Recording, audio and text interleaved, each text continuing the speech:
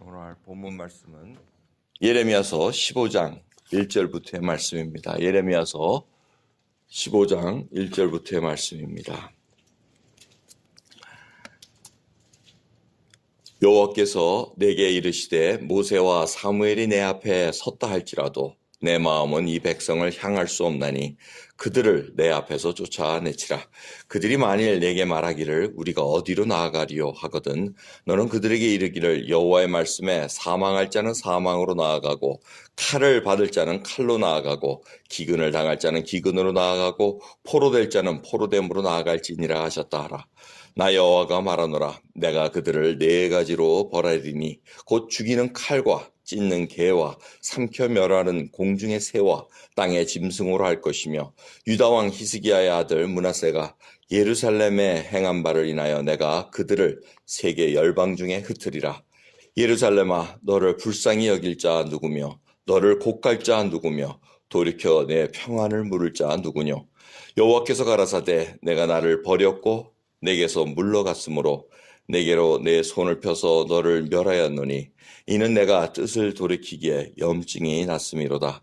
내가 그들을 그 땅의 여러 성문에서 키로 까불러 그 자식을 끊어서 내 백성을 멸하였나니 이는 그들이 그 길에서 돌이키지 아니하였음이라.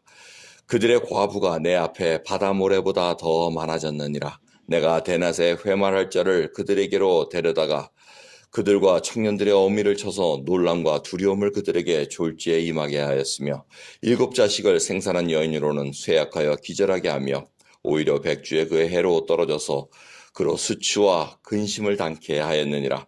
그 남은 자는 그 대적의 칼에 붙이리라. 여호와의 말이니라. 아멘. 예레미야가 하나님의 말씀을 듣고 하나님께서 이 백성들에게 지금 어떻게 행할 것인 것을 다시 전파합니다. 모세와 사무엘이 있더라도 돌이키지 않겠다고 얘기하십니다. 그 정도로 지금 하나님께서 굉장히 진노하고 계시다는 것을 알려주고 계십니다. 모세가 언제 하나님 앞에 서서 하나님의 마음을 돌이키게 했습니까? 바로 금송아지 만들어서 그거 했을 때 모세가 백성을 대신해서 그리고 정탐꾼이 와서 또 하나님의 말씀에 불순종할 때 그때 와서 하나님의 그 뜻을 돌이킬 수 있는 기도를 합니다. 사무엘도 그 하나님의 언약궤를 뺏긴 후에 블레셋 백성들을 물리칠 수 있게끔 하나님의 마음을 또 돌이키는 그런 사건들이 사무엘상에 써 있습니다. 하지만 하나님께서 단호하게 얘기합니다. 모세와 사무엘이 있더라도 내가 돌이키지 아니라라는 그 말씀을 하나님의 마음을 돌이킬 수 없다고 얘기합니다. 그 말씀이 6절에 나옵니다. 6절 마지막에 내가 손을 펴서 너를 멸하였노니 이는 내가 뜻을 돌이키기에 염증이 났음이라 얘기합니다. 이 염증이 났다는 것은 아주 지쳐버렸다는 겁니다. 싫은 생각이 나서 이제 짜증이 날 정도로 지쳐버렸다고 말씀하십니다. 뜻을 돌이키는 것이 무엇을 뜻합니까? 이 나함이라는 히브리어 단어를 통해서 우리가 봅니다. 하나님께서 정말 한탄하시고 슬퍼하신 적이 있으면 그게 바로 나함입니다. 하나님의 지으신 피조물들이 그 사람들이 그냥 하는 것이 다 악하다 그래서 그 노아 홍수 일으키기 전에 한탄하신 그 말씀이 바로 나함입니다. 또 이 재앙을 내리기로 하셨다가 그 재앙이 너무 크니까 하나님께서 이제 그만해라고 뜻을 돌이켜가지고 그만둔 적이 있습니다. 그런 것이 곳곳에 하나님의 그 성품과 성향을 나타내는 것을 우리가 보게 된다는 겁니다. 하나님께서도 참 이 인간을 만드시고 하시는 이 인간들의 악한 일을 보고 기회를 자꾸 주십니다. 그게 바로 좋은 예가 니느웨 성의 사람들입니다. 오늘을 통해서 보냅니다. 그래서 니느웨 성의 그 40일에 무너지리라고 했을 때 어떻게 합니까? 하루 만에 그 백성들이 왕부터 짐승까지 전부 다 금식을 선포하면서 하나님께서 혹이라도 돌이키사, 혹이라도 마음을 돌리지 않을까 해서 그 하나님의 은혜를 간구합니다. 그럴 때 하나님께서 어떻게 하십니까? 그런 백성들을 용서해 주십니다. 하나님께서 뜻을 돌이키서 이제는 괜찮다 하고 이제 하나님의 그 성품을 저희들에게 알려주신 것을 볼 수가 있습니다. 이방 성도 그렇게 하는데 왜 자신이 선택했던 이스라엘 백성은 그렇게도 말을 듣지 않는가? 이제 그 이유를 설명하시는데 그것이 바로 히스기야의 아들 므낫세 왕 때문에 그렇다고 얘기합니다. 므낫세 왕이 뭘 했습니까? 하나님을 믿는다고 하면서도 1월 성신을 섬기는 그 단을 하나님 성전에 세워놓습니다. 우상숭배했다는 얘기입니다. 혼합주의로 뒤섞여 놨습니다. 불로 자기 자녀들을 지나가게 합니다. 이러한 일을 행하는 것에 대해서 하나님께서는 이제는 더 이상 묵과할 수 없다는 것을 얘기하십니다. 그러면서 하나님께서 내리실 징벌이 얼마나 심하면은 7 자식을 생산한 여인이 하루아침에 7 자녀를 다 잃는다는 겁니다. 7 자식을 가졌다는 것은 하나님의 축복이었습니다. 다 부러워하는 일이었습니다. 그런데 오히려 7 자식이 하루에 죽는 하나님의 그 슬픔으로 옮길 수밖에 없는 그런 상황이 바로 하나님을 온전히 섬겼지 않았던 결과라는 것입니다. 하나님께서는 자세하게도 얘기하십니다. 내가 4가지 벌로 이들을 내리리라 하는데 그 가장 큰 4가지 벌이 뭐라고 얘기를 하십니까?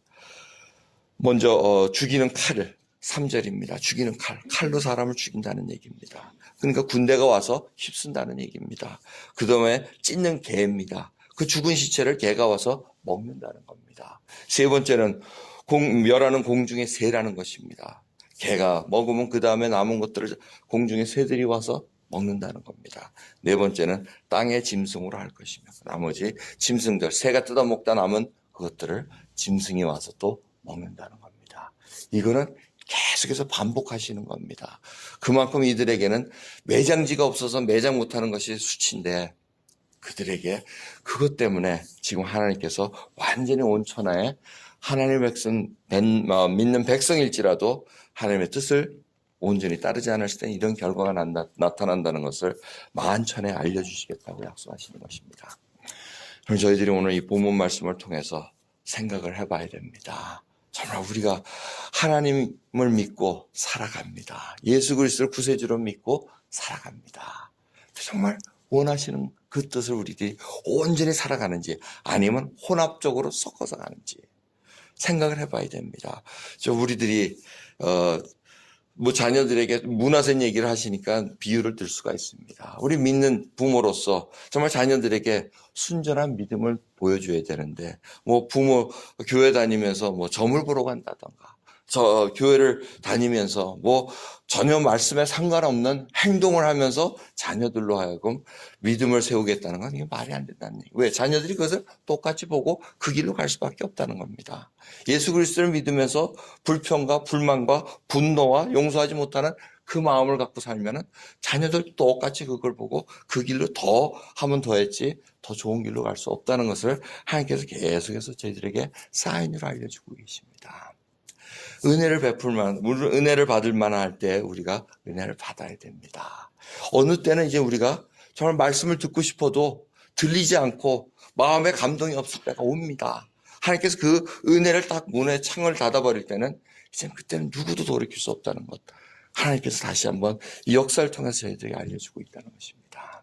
여러분 저희들 정말 주님 앞에 마음이 가난해져야 됩니다. 심령이 가난해져서 하나님 이외에는 내가 살 길이 없다는 것. 그 다음에 마음이 정말 애통하는 심령이 되어야 됩니다. 주님, 제가 왜 옛사람이 십자가에 다 주님과 함께 못을 박았음에도 불구하고 왜 그것을 스물스물 따라하고 좋아하고 있습니까?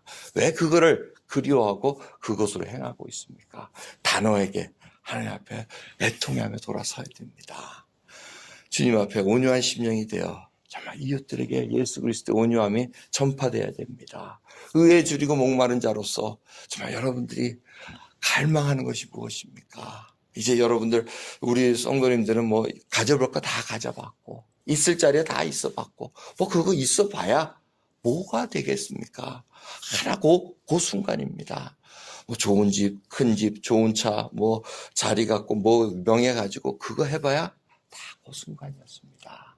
돌이켜보니 하나님의 말씀대로 하나님의 주신 복을 온전하게 누리고 나눠줄 수 있는 그러한 하나님의 백성으로 쓰길 원한다는 걸 여러분들이 심정에 이제 생각하시면서 살아가십니다. 주 앞에 정말 주의 영광만을 위해서 살아가겠다는 귀한 결단의 시간이 있으시기를 간절히 예수 그리스도의 이름을 축원합니다. 기도하겠습니다. 하나님 감사합니다. 오늘도 귀한 아침입니다. 이 금요일 아침 정말 일주일이 화살과 같이 지나갑니다.